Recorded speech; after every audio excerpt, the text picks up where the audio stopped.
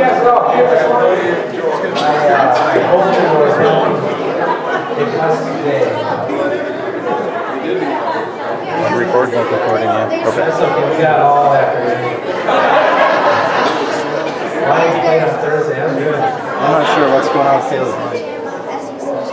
That would be the day Eric goes long. That'd be crazy. I'm glad you're all here this morning. I hope that you're having a blessed day. I know that I'm having a blessed day, and I woke up this morning knowing that I was wearing shorts last Wednesday, walking around outside. Not this morning, I wasn't. Started my car early. I used to like it cold. Now that I've gotten older, I want to be as far away from it as I can. Well, I like Not it sure just, how close the table mic is to being cubed and everything correctly, but you got it. I am older now than I have ever been. I'm almost 29.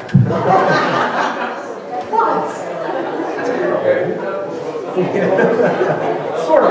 Anyway, my name is Eric Suzek. For those of you that do not know me, I am one of the pastors here. Jeremiah is on vacation this week, so be sure to come back next week and hear what the preaching minister has to say, and we'll have some fun this week as we have some really cool things in store for you. I'm super excited for today.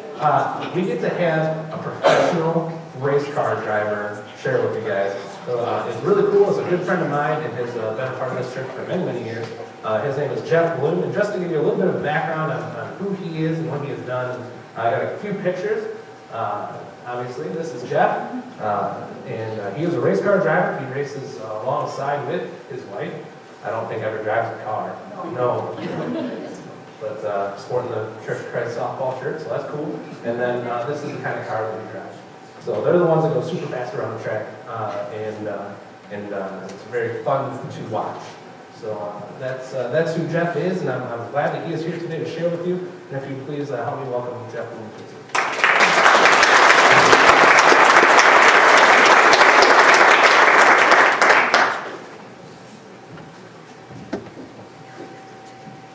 Hello. Hello.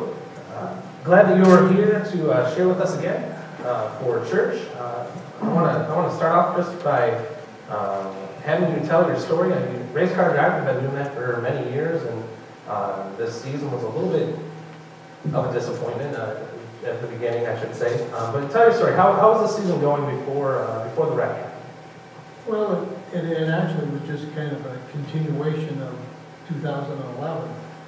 Just every time we went out, something little something stupid happened.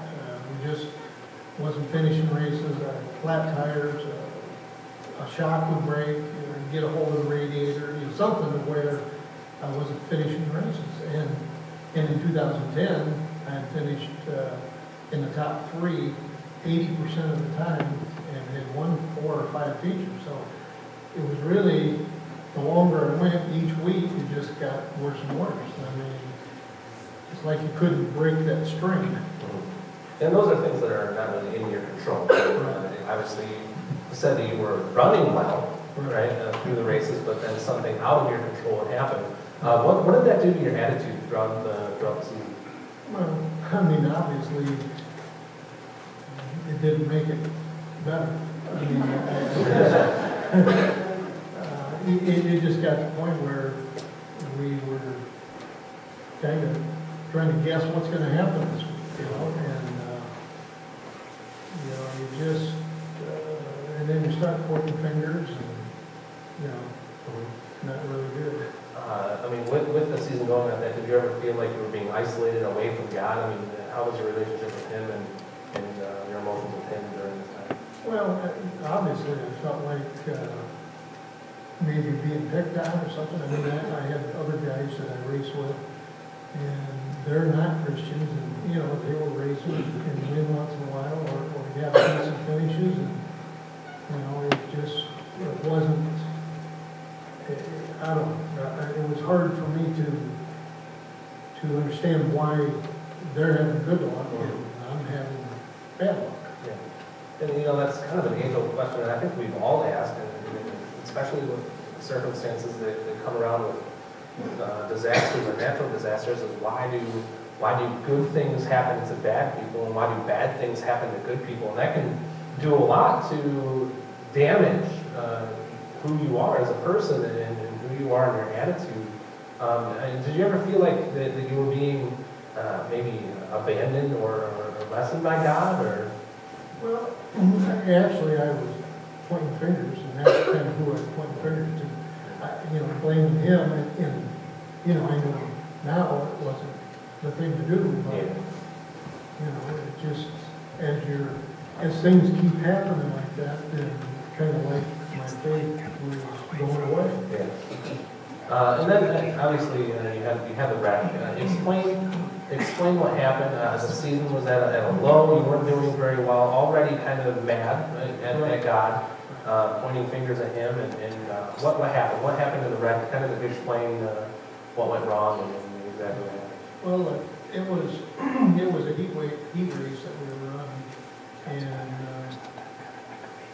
I think I was running third in the heat race, and oil broke, oil fitting broke, and it was at the fastest part of the racetrack. We ran 160 miles an hour there, and as soon as the oil line broke, obviously it threw oil on the header, which ignited instantly, and then it was on the racetrack under the tire, and the car spun 180 degrees and into the wall backwards at 150 or 160 miles an hour, and it knocked me out right away. But I remember the huge ball of flame, and then just instantly I'm out. But they broke a fitting off on the fuel tank when we hit the wall backwards, and I had 20 gallons of alcohol in it. And of course, the alcohol came out, and then the car was already on fire from the oil. It just really caught fire, and the fire crew up there had the wrong chemical to put an alcohol fire out. So, and some of the other drivers were saying, actually some of them was in the race with me, come around and stop their cars, and they come and tried to help, and the crew kept pushing them away. The crew guys had shorts on and t-shirts on, and I know they didn't want to get burned. Yeah. But it wasn't really a very good scene. Right, yeah. I ended up, I was in it for 5 minutes on fire. You were nice enough to let us see what the fire suit looks like. I have that here. This would be the fire suit that Jeff was wearing during that race. But explain to me what exactly you're wearing when you race. Well, that's a triple layer Nomex fire suit, and then I wear a double layer Nomex underneath, so that's 5 layers. And that's really good for generally a minute, maybe a minute and 20 seconds. Which, under normal circumstances, if I was a good knocked out, I could have got out of it. Or a normal crew would get you in that length of time, but they just didn't. Especially with you being equipped with a fire suit, the crew is equipped with shorts and t-shirts, which is it's all staggering, and it's not being prepared for that.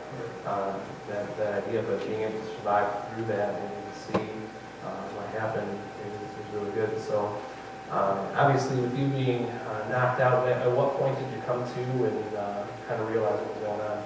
Well, when I come to, I was laying on the racetrack, and they were cutting my fire suit, and cut it off, and then cut the long underwear off. And put the thing on the racetrack, and my skid is they load you up, and put me in the ambulance, put me in the hospital. Sure. So, I mean, having a down season, and then obviously that getting a little worse with a major wreck, and so you're saying before too, it's not a cheap sport. You're not, if you're not finishing in higher ranks, then you're not getting paid. And finishing or not finishing even, and then having a wreck. What happened after the wreck? Obviously, you're taken to the hospital. What kind of support did you receive from your family and friends? And even before that, what kind of injuries did you sustain? Well, it burnt my whole right hand, right arm, shoulder, down the whole side, and down to my calf on the right side. 3rd and 4th degree burns. The tricep muscle which is on the backyard, burned it off. It was gone. And then they had to take a quarter of an inch off of my elbow and the forearm bone because it had scorched it, and they said they can't put skin on burnt bone. So, but the rest of it was, it's all been, had skin put over it and everything. I mean, it was a long time. You said that, I mean, obviously they did skin grafts. Oh, skin graft, right. Yeah, they put all the skin graft all off my legs, sides and tops, and inside of my legs, the skin graft all this. And it was a nasty deal. They put that on the staples, and I had over 900 staples. And then when it heals, then they gotta go take the staples out, which didn't feel good. What kind of support did you receive from family and friends? Obviously, you had some comrades you were racing with. What kind of support did you receive while you were in the hospital? Well, first, I want to thank God for having a wife like Lynn, because she was there. We changed bandages twice a day. I mean, she's been there through the whole thing. But the church family, and we just have family and friends throughout the world, really. I mean, we've had phone calls from New Zealand and from all different places, all over every state. I've raced for 46 years, so we have a lot of friends. Everything. I mean, there had to have been 1 million people praying for us. Yeah. You know. I mean, while you were in the hospital, what kind of, you had people come and visit. How did the hospital respond to that? They actually shut it off. They kept telling people we weren't even there. There were so many people coming. It was just a steady parade of people. And they finally had to shut the door and tell them. They actually started telling people we weren't there. So then those people thought something happened, thought I died. That wasn't really cool. That goes to show you, don't tell a lie. Always have to dig a deeper hole. So obviously the poor season, the wreck, and then your attitude throughout the poor season and going into the race with the wreck, it changed coming out of that. Obviously pointing fingers at God, feeling abandoned or left behind by Him. Coming from the wreck now, and coming from being recovered, how have you recovered physically? I mean, what kind of things are you seeing that you're able to do now? I mean, obviously you see your hand and your arm looking really well, and are getting a lot better. You can see holding things in your right hand now, so that's really cool. But the first thing is with the deal, when I was in the hospital for 15 days, the first half of that, until after I went through surgery, I really wasn't very clear, pretty foggy. But after that, and that's when I really realized that, that God was there and had been with me. It was a tough deal, I tell you. But as far as now, the recovery, it's working good. I was even able to shave with my right hand the other day, which don't sound like much, but yeah. I know something that we've been able to relate on ever since I moved here was hunting, and opening day being last week was it was nice to spend opening morning at the restaurant with you and your son-in-law and a couple of grandkids, and then Linda was there as well, and I know a couple of the other guys were down at Blinkers, but I think you had some good success this year. Not opening day, but the day after, and we have a picture of that as well, hopefully. So the little thing. But it's, I guess it's 37 years in a row now I've shot a buck. So I really didn't want to break that. Yeah. I worked really hard to do that. And that just is showing that physically you're coming along and you're able to get out and hunt. It's something that I know that you love, and that you're able to spend time with your grandkids and your family doing that. But even more importantly than all the physical things that you've been able to do, I know you're talking to doctors, they say you're about three months 3 months ahead of schedule, yeah. so that's really cool. But even more than that, what kind of things have you seen change in your spiritual life because of what's happened? Well, after we got home, Amy and Jeremy, his 3 older siblings or kids, and each one of them stayed for a week or 2 weeks with us. And we spent almost every day, read the Bible, and just discuss different things, about church, about God, about Jesus, and some stuff that I really had never done before.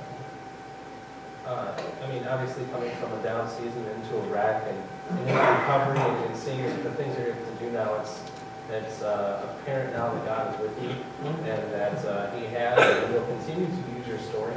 But I want to say thank you for sharing with us and opening up. I know it's not the easiest thing to do. So if you please thank you.